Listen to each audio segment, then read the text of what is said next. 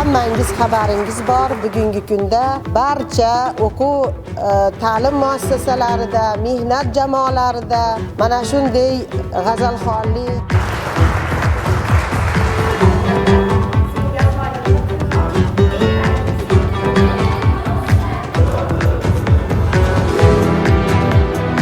mana hozir 5 asrdan beri yashayotgan bo'lsa, 5-6 asrdan bo'lar.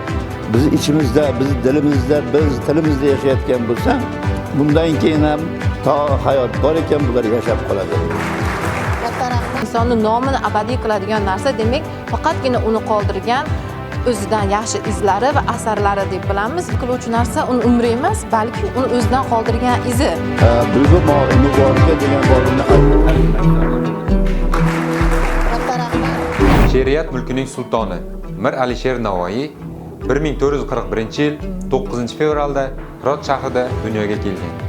Bugungi kunda yurtimizda Mir Alisher Navoiy tavalludining 584 yilligi keng miqyosda nishonlanmoqda.